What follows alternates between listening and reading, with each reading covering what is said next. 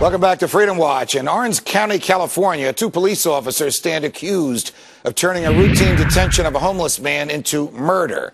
Kelly Thomas was allegedly tasered 4 times. Then the cops allegedly hit him on the head, eventually killing him.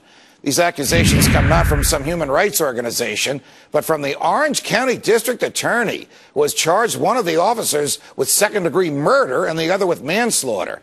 The DA himself is known for his strong backing of law enforcement, and he has a wonderful reputation throughout the country. But he has said that this case shows how Americans have the right to self-defense, even against the police. Here to explain this difficult and unpleasant situation is Orange County District Attorney Tony Rackauckas. Tony, it's a pleasure. Welcome to Freedom Watch.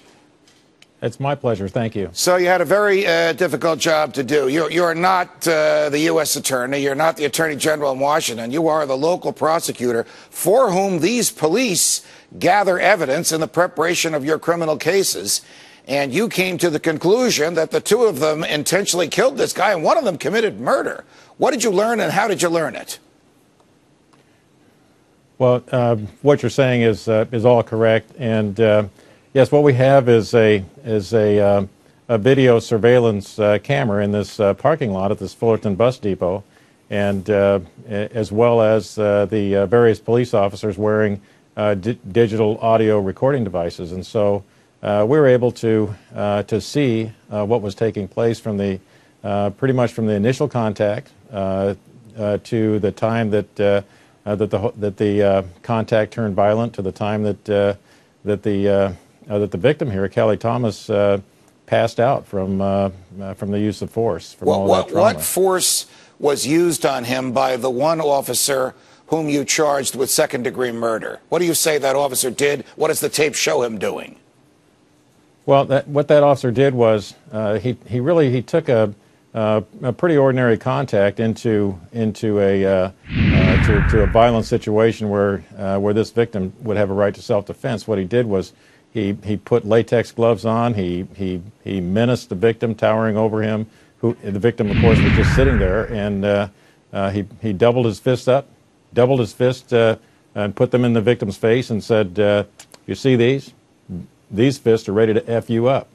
And then proceeded. There was some more conversation, brief conversation after that, excuse me, and then he proceeded to get him by the arm, and at that point the victim, understanding he was it was going to be a beating as opposed to anything else, started trying to step away from the officer, and the officer then came after him with a baton and started tackling him. And another officer who was a little ways distant from there came and assisted taking him down. And then other officers came to the scene to come to the aid of that first officer. Why did the police take his life? He was homeless. He was defenseless. He was inoffensive. He had no weapon. What conceivable reason could they have had for killing him? Well, he was all of the things that you just said, and when they tackled him and he was squirming and resisting, we had the first officer as well as the second and third officer put so much weight on him. They put all their body weight on him, and it compressed his chest, and he couldn't breathe. He was begging for breath, begging for help, and none was forthcoming. And Tony, I know the laws are different in each state, and I know this happened in California.